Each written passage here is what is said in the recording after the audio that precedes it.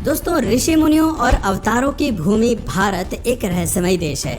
युगों से संतों की तप स्थली है ये भारत। यदि धर्म कहीं है तो सिर्फ यही है, यदि संत कहीं हैं तो सिर्फ यही है। और यही वजह है कि आज भी भारत देश में युगों पुरानी गुफाएं, मूर्तियां, वेद पुराण और जल कुंड मौजूद हैं। और ये सभी चीजें न केवल भारतीय बल्कि विदेशियों की भी आस्था का केंद्र बने हुए हैं। भारत में ऐसे कई स्थान हैं जिनका रहस्य आज भी बरकरार है।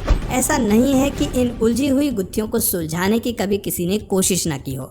दरअसल वैज्ञानिक या शोधकर्ता जितनी बार भी इन रहस्यों के पीछे का सच जानने की कोशिश करते हैं, वो उतना ही उलझते जाते हैं। इसी के मद्देनजर आज हम आपको एक ऐसी रहस्यमय जगह के बारे में बताने जा रहे हैं जो महज एक कुंड है, जिसे भीम कुंड के नाम से जाना जाता है, जिसकी गहराई पता करने की कोशिश स्थानीय प्रशासन से लेकर विदेशी वैज्ञानिक और डिस्कवरी चैनल तक ने की, लेकिन सबको निराशा ही हाथ लगी।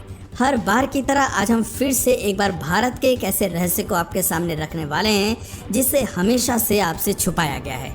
तो बिना वक्त जाया करे चलिए बताते हैं आपको भारत की एक और अनकही धरोहर के बारे में। मध्य प्रदेश के बुंदेलखंड में स्थित ये स्थान प्राचीन काल से ही ऋषियों, मुनियों, तपस्वियों और साधकों की स्थली रही है। वर्तमान समय में भीम कुंड का ये स्थान धार्मिक, पर्यटन और वैज्ञानिक शोध का भी केंद्र बना हुआ है। ये भीम कुंड मध्य प्रदेश के छतरपुर जिले से करीब 75 किलोमीटर दूर स्थित बाजना गांव में मौजूद है।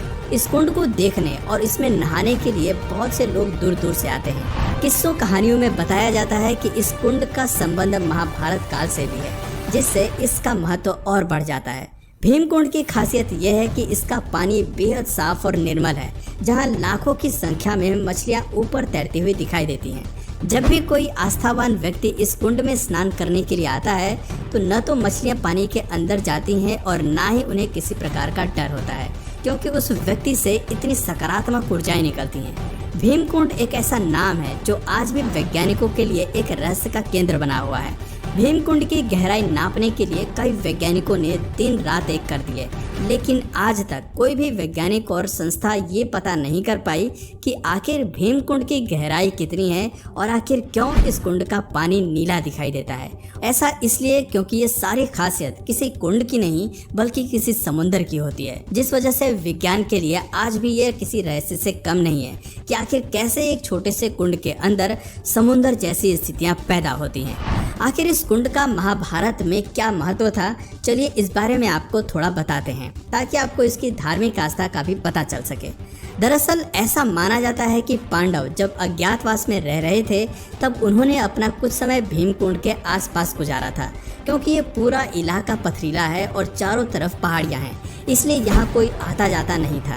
कहते हैं कि कई दिनों तक घूमते घूमते द्रौपदी को जब प्यास लगी तो पांडवों ने इधर उधर पानी की तलाश की, लेकिन आखिरकार जब उन्हें कहीं पर भी पानी नहीं मिला तो भीम ने अपनी गदा से एक चट्टान में जोरदार प्रहार किया और उसके नीचे से एक बड़ा सा जलाशय निकला। मगर उस जलाशय के अंदर जाने के लिए कोई रास्ता नहीं था और इसलिए अर्जुन ने अपने बाणों का प्रयोग करते हुए वहां एक रास्ता बनाया और इस तरह न सिर्फ द्रौपदी ने बल्कि पांचों पांडवों ने भी अपनी प्यास बुझाई।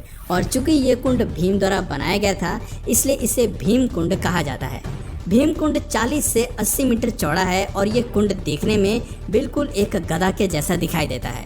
भीम कुंड के चारों तरफ आज भी कुछ निर्माण कार्य दिखाई देते हैं जो इस बात का प्रतीक है कि पांडवों ने भीम कुंड के अंदर लगभग 1 वर्ष तक का समय बिताया था और शायद कुछ समय के लिए यहाँ तपस्या भी की थी। ऐसा कहा जाता है कि जब भी किसी तरह की कोई प्राकृतिक आपदा जैसे बाढ़, भूकंप या सुनामी आने वाले होती है तो इस कुंड के जल का स्तर अपने आप बढ़ने लगता है और यहाँ के लोग इस संकेत को देखकर समझ जाते हैं कि जल्द ही कहीं ना कहीं प्रकृति का प्रकोप बरसने वाला है। साल 2004 में सुनामी आने से पहले भी इस कुंड में अचानक कुछ हलचल पैदा होनी शुरू हो गई थी, जब इस कुंड से पानी की लहरें 15 से 20 फीट ऊंची तक अचानक उछलने लगी और देखते ही देखते पूरे देश में ये बात आग की तरह फैल गई। इसी घटना के बाद से भीम कुंड के दर्शन करने वाले लोगों की संख्या काफी बढ़ने लगी। कुछ दिनों बाद देश विदेश की मीडिया और दुनिया भर के वैज्ञानिक भी यहाँ पहुँच गए, जिसके बाद भीम कुंड पर शोध शुरू किए गए कि आखिर कैसे इस कुंड में समुद्र की तरह हलचल हो रही है।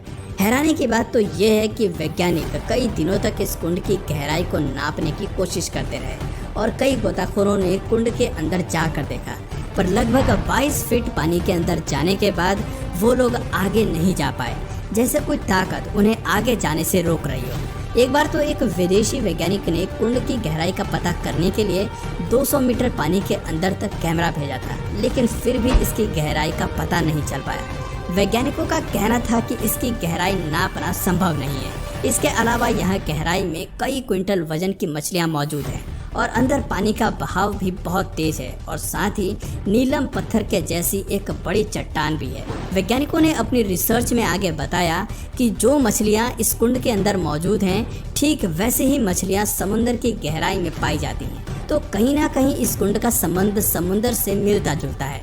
कुछ समय बाद जब नेपाल और जापान में भूकंप आया, तब भी इस कुंड का जल स्तर अचानक से बढ़ने लगा था, जिससे ये कंफर्म हो गया कि प्राकृतिक आपदाओं से इस कुंड का कोई न कोई तो संबंध जरूर है। इस कुंड के पास में एक गुफा भी बनी हुई है, जिसमें शंकर जी का शिवलिंग विराजमान है। यहाँ पर आने वाले लोग इन्हीं की पूजा करते हैं। ऐसी भी मान्यता है कि इस कुंड में स्नान करने से सभी प्रकार के रोग दूर हो जाते हैं, इसलिए लोग इस कुंड का जल बोतल में भर कर ले जाते हैं, क्योंकि ऐसा भी कहा जाता है कि इस कुंड का पानी गंगा जल के समान पवित्र है। ऐसा कई सालों में देखा गया है कि गंगा के जल की तरह ही भीमकुंड के जल में भी कभी कीड़े नहीं पड़ते, बल्कि हिमालय पर्वत से कोई भी संबंध न होने के बावजूद इसका जल हिमालय से निकलने वाली गंगा की तरह ही मिनरल वाटर जैसा होता है। ये एक अनंत स्रोत की तरह है, जिसका पानी कितना भी उपयोग में ले लिया जाए, लेकिन इसका स्तर सामान्य ही रहता है। एक बार तो राज्य सरकार ने इस कुंड को खाली करने के लिए यहाँ वाटर पंप लगवाकर कई दिनों तक इसका पानी बाहर निकलवाया था, लेकिन इसके बावजूद भी भीमकुंड के जल स्तर पर कोई प्रभाव नहीं पड़ा। वो जितना पहले था, हजारों लीटर पानी निकालने के बाद भी उतना ही रहा। आमतौर पर ठहरा हुआ पानी गंदा हो जाता है, लेकिन भीमकुंड का पानी ठहरा हुआ होने के बावजूद भी बिल्कुल साफ और पारदर्शी है, इसलिए लोग इसका प्रयोग पीने के लिए करते हैं। इस कुंड के अद्भुत जल के विषय में एक और चीज कही जाती है कि चाहे पीने वाले व्यक्ति को कितनी भी प्यास लगी हो, अगर इस कुंड का मात्र 3 बूंद जल भी उसने ग्रहण कर लिया तो इंसान की पूरी प्यास बुझ सकती है। इस कुंड से जुड़ी हुई एक और हैरान करने वाली बात यह है कि इसमें डूबने वाले व्यक्ति का मृत शरीर कभी नहीं मिल पाता। आमतौर पर जब भी कोई व्यक्ति पानी में डूब जाता है तो कुछ वक्त के बाद उसका शरीर फूलकर पानी की सतह पर तैरने लगता है, लेकिन इस कुंड में आज तक जो भी डूबा है उसका शरीर कभी भी बाहर नहीं आया है और गोताखोरों द्वारा कुंड के अंदर जाकर ढूंढने पर भी किसी का शव नहीं मिला। लोगों का मानना है कि ऐसा इसलिए होता है क्योंकि इस कुंड में कोई तल नहीं है और यही कारण है कि इसमें डूबने वाला व्यक्ति सदा के लिए अदृश्य हो जाता है, जैसे वो वहां पर कभी था ही नहीं। जैसे कि इन तस्वीरों में आप देख सकते हैं कि भीमकुंड एक गुफा के अंदर बना हुआ है और यहाँ तक जाने के लिए गुफा में सीढ़ियाँ बनी हुई हैं। इस कुंड के अंदर पानी में जब सूर्य की किरणें पड़ती हैं तब पानी में इंद्रधनुष बनते हैं और वो दृश्य बेहद मनोरम होता है। वैज्ञानिकों ने जब इस कुंड की गहराई नापने का प्रयास किया तो उन्हें कुंड के भीतर 2 बड़े कुएं जैसे मिले, जिन्हें देखकर ऐसा लग रहा था जैसे कुंड के भीतर एक और बड़ा सा कुंड है। उनका मानना है कि इनमें से एक कुएं से जल आता है और दूसरे कुएं की मदद से बाहर निकल जाता है। हालांकि इस कुंड के नज़दीक मौजूद लोगों का मानना है कि कुंड का भीतरी संबंध समुद्र के साथ है, जहां से बहुत तेज लहरों के साथ पानी आता जाता रहता है। भीमकुंड के पास एक बहुत बड़ा मैदान है और वहां हर साल मकर संक्रांति के दिन बहुत बड़ा मेला भी लगता है। ऐसी मान्यता है कि 18वीं सदी के अंतिम दशक में बिजावर रियासत के महाराजा ने इस स्थान पर मकर संक्रांति के दिन मेले का आयोजन किया था और तब से आज तक मेले की ये परंपरा वर्तमान समय में भी मौजूद है और हर साल इस दिन काफ़ी संख्या में लोग यहाँ आते हैं।